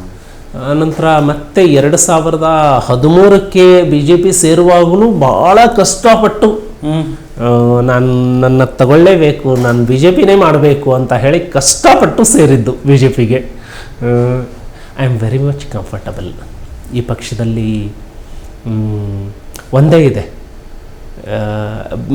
ಯಾರು ಒಬ್ಬ MLA, ಒಬ್ಬ ಮಿನಿಸ್ಟ್ರು, ಒಬ್ಬ ಯೂನಿಯನ್ ಲೀಡರು, ಒಬ್ಬ ಬೂತ್ ಕಾರ್ಯಕರ್ತ ಅನ್ನೋ ವ್ಯತ್ಯಾಸ ಇಲ್ಲ. ಎಲ್ಲ ಒಂದೇ. ಯಾರಿಗೆ ರಾಷ್ಟ್ರೀಯತೆ ಅನ್ನೋದಿದೆ, ಈ ದೇಶಕ್ಕಾಗಿ ದುಡಿಬೇಕು ಅಂತ ಹೇಳಿದೆ, ಆ ದೇಶಕ್ಕಾಗಿ ತುಡಿತಾ ಇರುವಂಥವನ್ನ ಗುರುತಿಸುವಂಥ ಮತ್ತು ಆತನನ್ನು ಮೇಲೆ ಎತ್ತುವಂಥ ಆ ಕೆಲಸ BJPಯಲ್ಲಿ ನಡೆಯುತ್ತೆ. ಹಾಗಾಗಿ ಭಾರತೀಯ ಜನತಾ ಪಕ್ಷದ ಬಗ್ಗೆ ನನಗೆ ಭಾಳ ಸಂತೋಷ ಇದೆ, ತೃಪ್ತಿ ಇದೆ.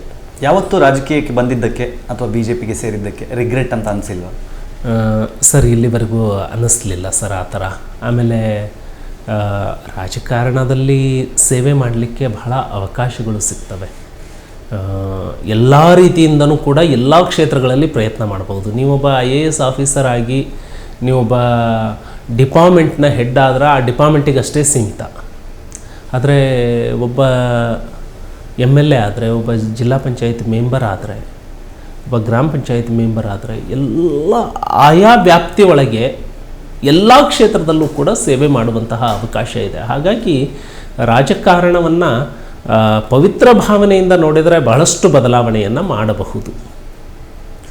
ಪಿ ರಾಜೀವ್ ಅವರು ಒಬ್ಬ MLA ಆಗಿ ಅವರ ಕ್ಷೇತ್ರಕ್ಕೆ ಮಾಡೋದು ಅಥವಾ ಸಮಾಜಕ್ಕೆ ಮಾಡೋದು, ಅದರಾಚೆಗೆ ವೈಯಕ್ತಿಕವಾಗಿ ಅವರ ಒಳಗೊಂದು ಮಾನವೀಯತೆ ಅನ್ನೋದು ಯಾವಾಗಲೂ ಅಲರ್ಟ್ ಆಗಿರುತ್ತೆ. ಅದಕ್ಕೆ ಉದಾಹರಣೆಗಳು ಸಾಕಷ್ಟಿದೆ.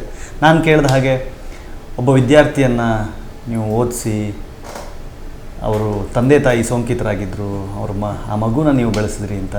Is that true? ಸರ್, ಇಲ್ಲ, ಆಫ್ಕೋರ್ಸ್. ನನ್ನ ಮತಕ್ಷೇತ್ರದಲ್ಲಿ ತಂದೆ ತಾಯಿ ಇಬ್ಬರೂ ತೀರ್ಕೊಂಡಿದ್ದಾರೆ ಅನ್ನೋ ಮಕ್ಕಳು ಎಷ್ಟು ಬಂದರೂ ಕೂಡ ಆ ಮಕ್ಕಳ ಜವಾಬ್ದಾರಿ ನಾನು ಹೊತ್ಕೊಂಡು ಬಿಡ್ತೀನಿ. ನೈಸ್. ಆಮೇಲೆ ನಾನು ಒಂದು ಸಾರಿ ಹೇಳಿದ ಮೇಲೆ ಪದೇ ಪದೇ ಅದನ್ನು ನೆನಪಿಗೆ ಉಳಿಯಲ್ಲ ಅಂತ ಹೇಳಿ ನನ್ನ ಆಫೀಸ್ ಸ್ಟಾಫದ್ದು ಏನು ಸ್ಯಾಲ್ರಿ ಮಾಡ್ತೀವಿ ಅದ್ರ ಜೊತೆಗೆ ಫಿಕ್ಸ್ ಮಾಡಿಬಿಡ್ತೀನಿ. ಆ ಮನೆಗೆ ಪ್ರತಿ ತಿಂಗಳು ಸ್ಯಾಲ್ರಿ ಹೋಗೋ ರೀತಿ ಹೋಗಬೇಕು. ಆ ಥರ ಅದು ನನ್ನ ಜವಾಬ್ದಾರಿನೂ ಅನಿಸತ್ತೆ.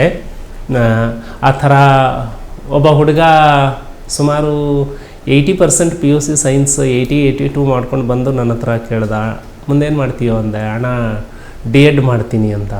D.Ed ಮಾಡಿದ ಮೇಲೆ ಏನು ಮಾಡ್ತೀಯಾ? ಪ್ರೈವೇಟ್ ಸ್ಕೂಲಲ್ಲಿ ಟೀಚಿಂಗ್ ಮಾಡೋಕ್ಕೆ ಹೋದರೆ ಒಂದು 3-4 ಸಾವಿರ ರೂಪಾಯಿ ಕೊಡ್ತಾರೆ. ಈ ಪರ್ಸೆಂಟೇಜ್ ಇದೆ, ನೀನು BSc ಅಗ್ರಿ ಮಾಡು ಅಂತ ಹೇಳಿ ಓದಿಸಿದೆ. ಆವಾಗ ನಾನು ಸೋತಿದ್ದೆ. ಆವಾಗ ನನಗೆ ಮನೆ ನಡೆಸೋದೇ ಕಷ್ಟ. ನನ್ನ ಫ್ರೆಂಡ್ಸಿಗೆ ಫೋನ್ ಮಾಡಿ ಅವರು ದುಡ್ಡು ಹಾಕಿದರೆ ನಾನು ATM ಅಲ್ಲಿ ಡ್ರಾ ಮಾಡಿಕೊಂಡು ನನ್ನ ಜೀವನ ನಡೆಸಬೇಕು. ಆ ಟೈಮಲ್ಲೂ ಓದಿಸಿದೆ. ಇವತ್ತಾತ ಅಗ್ರಿಕಲ್ಚರ್ ಆಫೀಸರ್ ಆಗಿ ಒಂದು ತಿಂಗಳಿಗೆ 60-65 ಸಾವಿರ ತಗೊಳ್ತಿದ್ದಾನೆ. ಆ ಥರ ಇದನ್ನು ಮಾಡ್ತೀವಿ ಅಂತ ಹೇಳಿ ನಾವು ಹೇಳ್ಕೊಳ್ಬಾರ್ದು. ಬಟ್ ನನ್ನ ಇತಿಮಿತಿ ಒಳಗೆ ನನಗೆ ಆ ಸಂದರ್ಭ ನೋಡಿದಾಗ ಒಂದು ವೇಳೆ ಯಾವುದೋ ಪೇಷಂಟನ್ನು ನೋಡ್ತೀನಿ, ಆತ ನನ್ನ ಕ್ಷೇತ್ರದವನು ಇರ್ಬೋದು ಅಥವಾ ಹೊರಗಡೆಯವರು ಇರ್ಬೋದು, ನಾನು ಯೋಚನೆ ಮಾಡೋದು ನನ್ನ ತಂದೆಗೆ ಈ ಕಾಯಿಲೆ ಬಂದಿದ್ರೆ ನಾನು ಜವಾಬ್ದಾರಿ ನಿಭಾಯಿಸ್ತಿದ್ನೋ ಇಲ್ವೋ.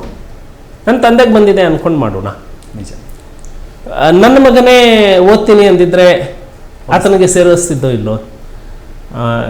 ಒಂದು ಸರಿ ಮೊನ್ನೆ ವಾಟ್ಸಪ್ಪಲ್ಲಿ ಒಂದು ಹೆಣ್ಣುಮಗಳಿಗೆ MBBS ಗೌರ್ನಮೆಂಟ್ ಸೀಟ್ ಸಿಕ್ಕಿದೆ. ಅವರ ಅಪ್ಪ ಅಮ್ಮ ಈ ಗಾರೆ ಕೆಲಸ ಆ ಕೆಲಸ ಮಾಡ್ತಾರೆ, ಅದಕ್ಕಾಗಿ ಆರ್ಥಿಕ ಸಹಾಯ ಬೇಕು ಅಂತ ಹೇಳಿ ವಾಟ್ಸಪ್ಪಲ್ಲಿ ಸುಮ್ಮನೆ ಕಳಿಸಿದ್ರು. ನನಗೆ ಯಾರೋ ಶೇರ್ ಮಾಡಿದರು. ನಾನು ಒಬ್ಬರನ್ನ ಕಳಿಸಿದೆ ಯಾದಗಿರಿಗೆ. ಅದೇನು ಸತ್ಯ ಇದೆಯಾ ಹೋಗಿ ನೋಡಿ ಬನ್ನಿ ಅಂತ ಹೇಳಿ. ಅವ್ರು ನೋಡಿ ಬಂದು ಹೇಳಿದರು, ಅಣ್ಣ ನಿಜ ಅಣ್ಣ ಅಂಥೇಳಿ. ತಂದೆ ತಾಯಿ ತಂದೆ ಮಗಳನ್ನು ಕರೆಸಿ ಹೇಳಿದೆ, ಇವತ್ತಿಂದ ನೀನು ನನ್ನ ಮಗಳಮ್ಮ, ನಿಂದು ಪೂರ್ತಿ MBBS ಮುಗಿಯೋವರೆಗೂ ನಾನು ನೋಡ್ಕೊಳ್ತೀನಿ. ಈ ಥರ ಬಹುತೇಕ ಒಂದು 10-12 ಮಕ್ಕಳು ಓದ್ತಿದ್ದಾರೆ. ಅದ್ಭುತ. 10-12ಕ್ಕಿಂತ ಜಾಸ್ತಿ ಇರಬೇಕು ಮಕ್ಕಳು, ಎಕ್ಸಾಕ್ಟ್ ಓದ್ತಿದ್ದಾರೆ. ನನಗೂ ತೃಪ್ತಿ ಇದೆ. ಅದನ್ನು ಮಾಡಬೇಕು ಅನಿಸುತ್ತೆ, ಮಾಡಬೇಕು. ಎಸ್. ಈಗ ಸದನಕ್ಕೆ ಬರ್ತೀನಿ. ಇತ್ತೀಚಿನ ದಿನಗಳಲ್ಲಿ ಅಂದರೆ ಸಿದ್ದರಾಮಯ್ಯನವ್ರಿಗೂ ಒಂದು ಸತಿ ಯಾವುದೋ ಒಂದು ಸ್ಟ್ಯಾಟಿಸ್ಟಿಕ್ ವಿಚಾರಕ್ಕೆ ಬಂದಾಗ ಹಿಂದೂಗಳ ಸಂಖ್ಯೆ ಕಮ್ಮಿ ಆಯಿತು ಅಂತ ಬಂದಾಗ ನೀವು ತಪ್ಪು ಮಾಹಿತಿಗಳನ್ನು ಕೊಡಬೇಡಿ, ನಾನು ಕರೆಕ್ಟ್ ಮಾಹಿತಿಯನ್ನು ನಾನು ಕೊಡ್ತೀನಿ ಅಂತ ಹೇಳಿ ಅವರನ್ನು ತಪ್ಪಗಾಗ್ಸಿದ್ದು ನಾವು ನೋಡಿದ್ದೀವಿ. ಎಲ್ರಿಗೂ ಅನಿಸಿದ್ದು ತುಂಬ ಓದ್ಕೊಂಡಿದ್ದಾರೆ ಈ ಮನುಷ್ಯ ಅಂತ. ಎಷ್ಟು ಅಂದರೆ ತುಂಬ ಪುಸ್ತಕಗಳ ಜೊತೆಗೆ ಇರ್ತೀರಾ ಅಥವಾ ಇಂಟರ್ನೆಟ್ ಜೊತೆಗೆ ಜಾಸ್ತಿ ಇರ್ತೀರಾ?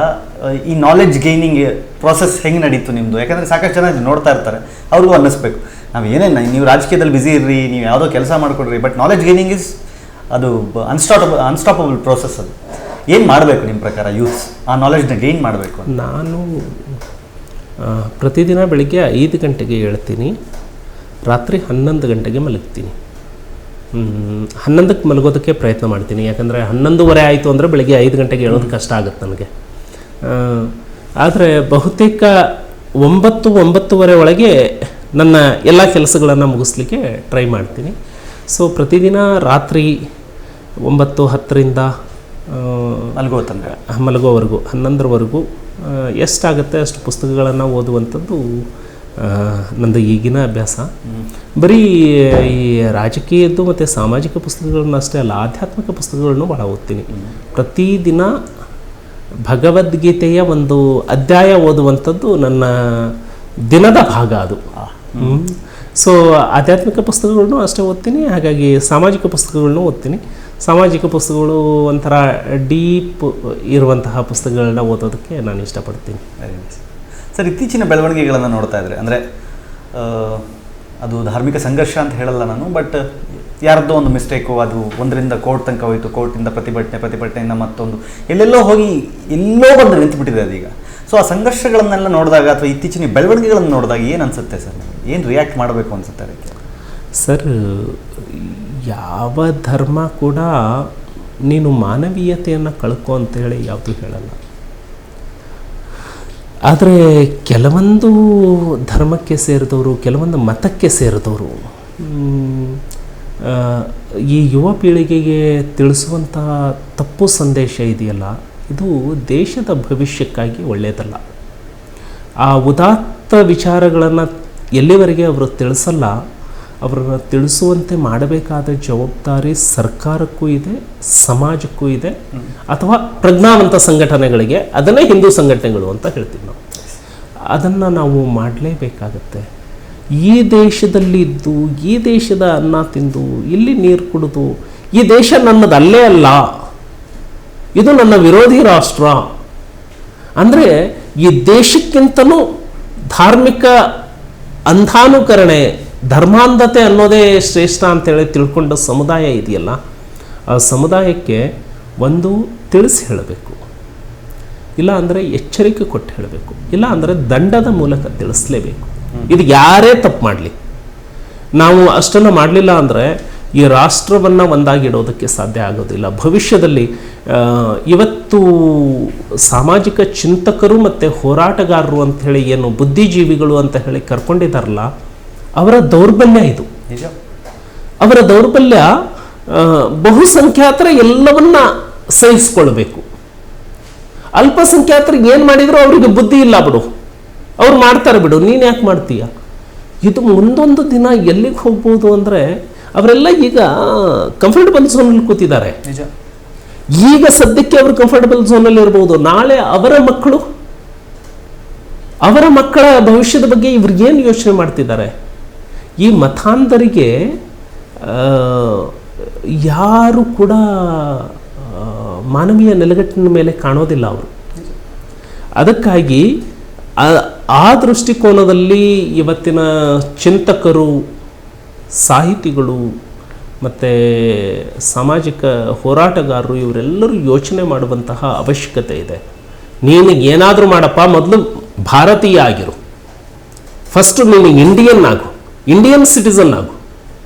ಇಂಡಿಯನ್ ಸಿಟಿಸನ್ ಆಗಿ ನಿನ್ನ ಡ್ಯೂಟಿಯನ್ನು ಏನು ಮಾಡಬೇಕು ಮಾಡಿ, ಆನಂತರ ಸಂವಿಧಾನ ಕೊಟ್ಟಿದೆ. ಡಾಕ್ಟರ್ ಬಾಬಾ ಸಾಹೇಬ್ ಅಂಬೇಡ್ಕರ್ ಅವರು ಹೇಳ್ತಾರೆ, we are Indians first, we are Indians last. Exactly.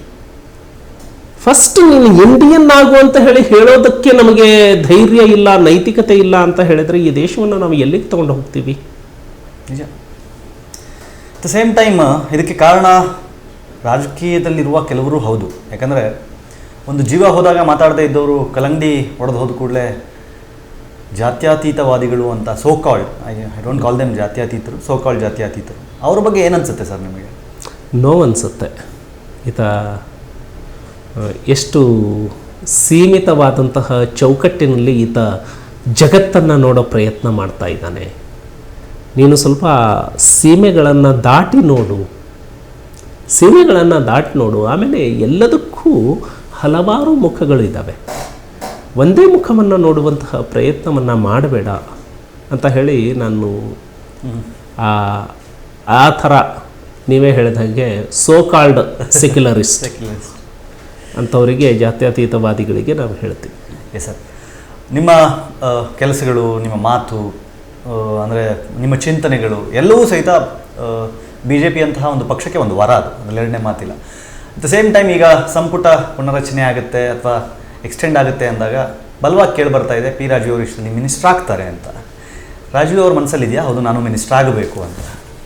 ಎಲ್ಲ ಶಾಸಕರ ಮನಸ್ಸಲ್ಲೂ ಇದೆ, ನಾವೆಲ್ಲರೂ ಮಿನಿಸ್ಟರ್ ಆಗಬೇಕು ಅಂತ. ಅಂದರೆ ನಾನಲ್ಲ, ಅವರಿಗೆಲ್ಲರಿಗೂ, ಎಲ್ಲ ಶಾಸಕರಿಗೂ ಸಹಜವಾಗಿ ಆಸೆ ಇರುತ್ತೆ, ನಾನು ಸಚಿವ ಆದರೆ ಏನಾದ್ರು ಮಾಡ್ಬೋದು ಅಂಥೇಳಿ. ಆದರೆ ಪಕ್ಷ ಅದನ್ನು ತೀರ್ಮಾನ ಮಾಡುತ್ತೆ.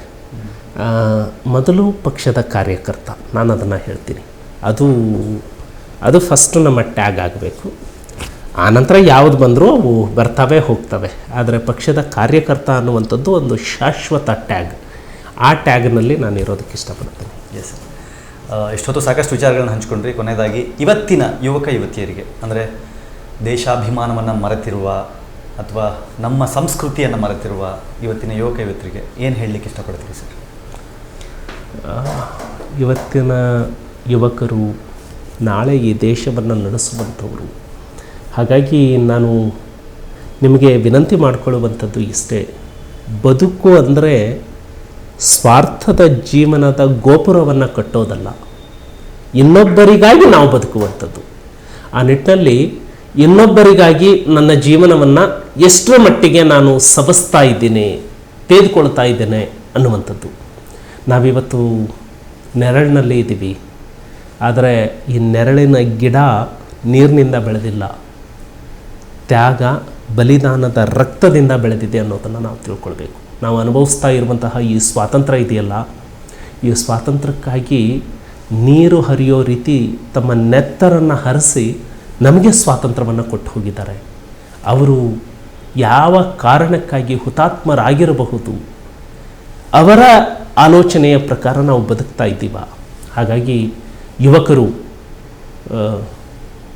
ಜಾಸ್ತಿ ಪುಸ್ತಕಗಳನ್ನು ಓದಿ, ಇತಿಹಾಸವನ್ನು ತಿಳ್ಕೊಳ್ಳಿ, ಭೂಗೋಳಶಾಸ್ತ್ರವನ್ನು ತಿಳ್ಕೊಳ್ಳಿ, ಸ್ವಾತಂತ್ರ್ಯದ ಚಳವಳಿಯನ್ನು ಓದಿ. MBBS ಓದ್ತಾ ಇರುವಂತಹ ಹುಡುಗ, ಇಂಜಿನಿಯರಿಂಗ್ ಮಾಡ್ತಾ ಇರುವಂತಹ ಹುಡುಗ ಅಥವಾ ಜಿಯಾಗ್ರಫಿ ಓದುವಂಥವನು ನಾನು ಯಾಕೆ ಇಂಡಿಯನ್ ನ್ಯಾಷನಲ್ ಮೂಮೆಂಟ್ ಓದಲಿ, ನಾನು ಯಾಕೆ ಇಂಡಿಯನ್ ಕಾನ್ಸ್ಟಿಟ್ಯೂಷನ್ ಓದಲಿ ಅಂತ ಹೇಳಿಬಿಡಿ. ಅಂಬೇಡ್ಕರ್ ಹೇಳ್ತಾರೆ, ಇತಿಹಾಸವನ್ನು ತಿಳ್ಕೊಳ್ಳಾರದ ವ್ಯಕ್ತಿ ಇತಿಹಾಸವನ್ನು ನಿರ್ಮಾಣ ಮಾಡಲಾರ ಅಂತ. ಹಾಗಾಗಿ ನಮಗೆ ಇವತ್ತಿನ ಸಾಮಾಜಿಕ ವ್ಯವಸ್ಥೆ, ಇವತ್ತಿನ ಶಿಕ್ಷಣ ವ್ಯವಸ್ಥೆ ಏನಾದರೂ ಮಾಡು, ಹಣವನ್ನು ಗಳಿಸು ಅಂತ ಹೇಳಿದೆ. ಆದರೆ ನಾನು ಯುವ ಜನಾಂಗಕ್ಕೆ ಹೇಳುವಂಥದ್ದು, ಹಣ ಬದುಕಿಗೆ ಮುಖ್ಯ ಅಲ್ವೇ ಅಲ್ಲ, ಅದನ್ನೂ ಮೀರಿದಂತಹ ಬದುಕಿದೆ. ಹಣವನ್ನು ಗಳಿಸಿ ಎಷ್ಟು ಐಷಾರಾಮಿಯಾಗಿ ಬದುಕಬಹುದೋ ಅದನ್ನೂ ಮೀರಿದಂತಹ ಆತ್ಮತೃಪ್ತಿಯ ಬದುಕಿಗೆ 1000 ದಾರಿಗಳಿದ್ದಾವೆ. ಆ 1000 ದಾರಿಗಳ ಬಾಗಿಲನ್ನು ತೆಗೆಯುವಂತಹ ಪ್ರಯತ್ನವನ್ನು ನೀವು ಮಾಡಿ, ಅದಷ್ಟೇ ನನ್ನ ವಿನಂತಿ. ತುಂಬ ಒಳ್ಳೆ ಮಾತು sir, thank you so much. ಸಮಯ ಮಾಡಿಕೊಂಡು ನಮ್ಮ ಸ್ಟುಡಿಯೋ ತನಕ ಬಂದು ಸಾಕಷ್ಟು ವಿಚಾರಗಳನ್ನು ನಮ್ಮ ಜೊತೆ ಹಂಚ್ಕೊಂಡಿದ್ದೀರಿ. ತುಂಬ ಖುಷಿ ಆಯಿತು ನಮ್ಮ ಜೊತೆ ಮಾತಾಡಿ. ಧನ್ಯವಾದ ಸರ್, ನಮ್ಮ ಜೊತೆಗೆ ಇಷ್ಟು ಹೊತ್ತು. ಧನ್ಯವಾದ. ಇದಾಗಿತ್ತು ಪಿ ರಾಜೀವ್ ಅವ್ರ ಜೊತೆಗಿನ ಹೈಫೈ ಹರಟೆ. ಮತ್ತೊಬ್ಬ ಅತಿಥಿ ಜೊತೆ ಮತ್ತೆ ಭೇಟಿ ಆಗ್ತೀನಿ. ನೋಡ್ತಾ ಇರಿ TV ವಿಕ್ರಮ. ದೇಶ ನಿಮ್ಮ ಕೈಯಲ್ಲಿ, ಅಂದರೆ ನಮ್ಮೆಲ್ಲರ ಕೈಯಲ್ಲಿ. ನಮಸ್ಕಾರ. TV ವಿಕ್ರಮ, ದೇಶ ನಿಮ್ಮ ಕೈಯಲ್ಲಿ. ಈ ಕಾರ್ಯಕ್ರಮ ನಿಮಗೆ ಇಷ್ಟ ಆಗಿದ್ರೆ ಲೈಕ್ ಮಾಡಿ, ಶೇರ್ ಮಾಡಿ. TV ವಿಕ್ರಮದ ಕಾರ್ಯಕ್ರಮವನ್ನು ನಿರಂತರವಾಗಿ ವೀಕ್ಷಿಸಲು ಸಬ್ಸ್ಕ್ರೈಬ್ ಮಾಡಿ, ಬೆಲ್ ಬಟನ್ ಒತ್ತಿ.